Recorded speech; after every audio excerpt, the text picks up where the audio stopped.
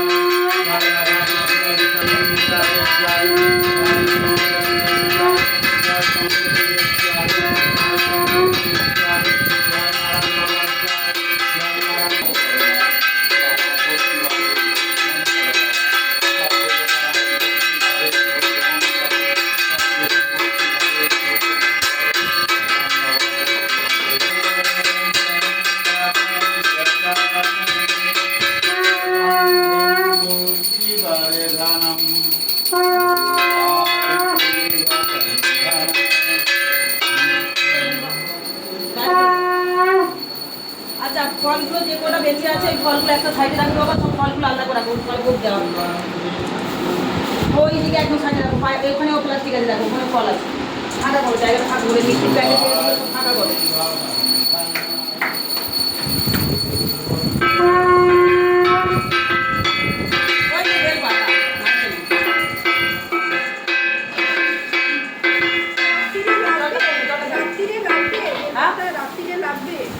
না বেলপাতা লাগবে না তো ওটাতে ভাগও বন্যা করবো, বেলপাতা লাগবে আজকে ওতে। হ্যাঁ লাগবে, ও এলে তো অন্য জনের লেগে যাবে, অন্য জনের লাগবে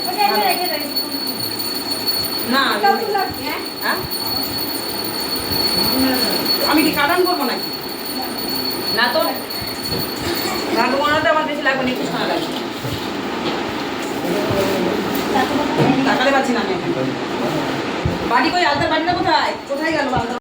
মাকে পড়াবো, এই আলতাটা কেন নষ্ট করতে যাবো? আমি যদি এরকম করে পড়াই, আবার এরকম করা মানে ওই মায়ের ইয়েটা এখানে ঢুকে গেল, তাহলে কোনো মানুষ এটাকে পড়তে পারবে পারবে কি? তাহলে এটাকে নষ্ট কেন করতে যাবো? তাই আমি কি করব, এটাকে এখানে আলাদাভাবে ঢালবো, ঢেলে এটাকে ব্যাস যেমনকে তেমন হয়ে গেল। মায়ের এখান থেকে আশা করে ভক্তরা নিয়ে আসে, এটাকে আমি কী করতে পারবো? বাবা এটা তোমার বউকে পড়াবে, তারা ভাবটা দিয়ে দিই, মাকে পড়তে বলবে, ঠিক আছে? আগের বারে তুমি একটা সিঁদুর নিয়ে আসবে, সিঁদুরটা পরিয়ে সিঁদুরটা দিয়ে দেবে, ওইটা রাখবে, দীর্ঘজীবী হবে তুমি, তোমার বউ যত বলবে। এই যে এইভাবে আলতাটাকে আমি পড়াতে পারবো,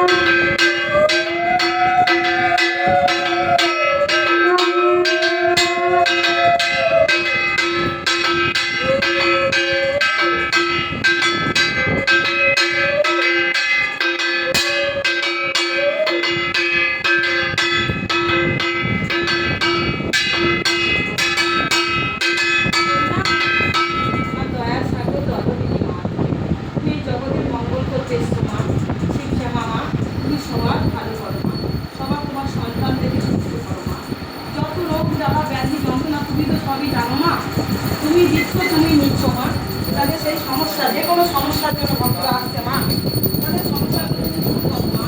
ওগো কৃষ্ণকালী মা, ওগো কৃষ্ণকালী মা, তুমি তাদের সমস্যাগুলো দূর করো। মায়ের হাতে করো, পেটে মাকে বলিয়েছে সবার সমস্যা দূর করো মা। সবাইকে ভালো রেখো মা, সবাইকে সুস্থ রেখো মা, সবাইকে সুস্থ রেখো মা গো। তুমি ভালো থাকো, সুস্থ রেখো মা। তোমার সন্তানদেরকে ভালো রেখো মা, তোমার সন্তানদেরকে সর্বদা ভালো রেখো মা, সুস্থ রেখো মা। জগৎজননী মা, তুমিও ভালো থাকো, সুস্থ রেখো মা, সর্বদা শরীরের যত্ন নিও মা। মা গো, ভালো থেকে সুস্থ রেখে সবাইকে ভালো রেখো মা। জগৎ সংসারের মঙ্গল করো মা। তুমি ভালো থাকলে আমরা সবাই ভালো থাকবো মা। আচ্ছা, তোমার মেয়েটার নাম বলতো? মেয়ের নাম কি? মা গো, মা তোমার সন্তান বেলপাতা নিয়ে এসছে, তার সমস্যা দূর করো মা। বেলপাতা নিয়ে এসছে, সমস্যা দূর করো মা। সুন্দর লাগছে দেখেছো? আমার কৃষ্ণকালী মাকে দেখো কেমন লাগছে, দেখো। ও মা, কোনোদিন যেন না শুনি তাকে কিছু চাইতে, তোমায় বলে দিয়েছি। মানে এমন কিছু চাইবে না, যেগুলো চাওয়ার দরকার সেগুলো চাইবে। একটু ফুল দুধ ধুনো যদি মনে হয়, শাড়ি, ঠিক আছে, কিন্তু মাগো ওই চশমা ঘড়ি যেন কোনোদিন না শুনি আমি, সায়া ব্লাউজ প্যান্টি যেন কোনোদিন না শুনি আমি, তাহলে কিন্তু আমি তোমাকে কিন্তু খুব রেগে যাবো মা। মা সুষমা মা, তুমি চাইবে কোথায়? তুমি তো মালিক, তুমি তো মালিক মা, তুমি এবার চেয়েছে আনবে না কিন্তু মা। সত্যিকারের মা কখনো চায় না, সত্যিকারের মা চায়।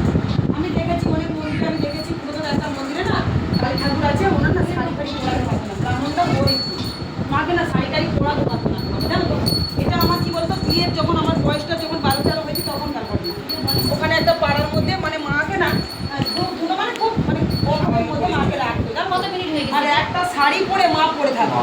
মা একটা ভক্তকে স্বপ্ন দিয়েছিল, সেই ভক্ত শাড়ি নিয়ে, আমি যেটা মনে আছে যে আমি শাড়ি আর শাড়ি পরে রয়েছি, আমার সন্তান আমার যে ভক্ত তার মধ্যে পড়াতে পারবে না, তুই আনতে পারছিস না, তুই কোথায় আসছিস? স্বপ্ন দিচ্ছি অনেক দিন ধরে, অমুক জায়গায় আসছে। তখন তো ইউটিউব যখন ছিল না, ওরা উনি শাড়ি সব কিছু নিয়ে এসছে আমাদের পাড়াতে, তখন বলছে মা আমি ঠাকুর ফিরে এসেছি, আমাকে স্বপ্ন দিতে বলেছে, নাম কাটে মানে মা আমাকে স্বপ্ন দিতে বলেছে। ওই যে সেবক তার বাড়িতে একটা নাম বলেছে, অমুক জায়গায় ওই নাম বলে আমি আসছি, আমি শাড়ি পাচ্ছি, শাড়ি নিয়ে এসেছি। যখন পারে না মা এক শাড়ি পরে থাকে, তখন মা চাইতে পারে যে আমাকে একটা শাড়ি এনে পরিয়ে দেবে, তোর এই সমস্যাটা দেখবি ভালো হয়ে যাবে। মা অনেক আবার বলে আমার তো আপনাদের আমার মাথা ঢাল বলে না, এগুলো চাইতে পারে না, বলে আমাদের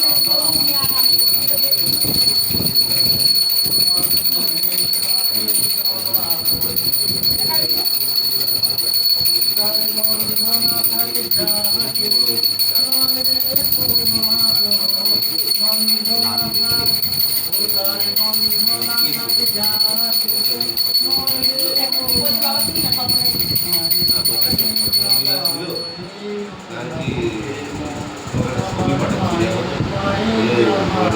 ছবিটা আমাদের ছেলেমেয়ে ছবি।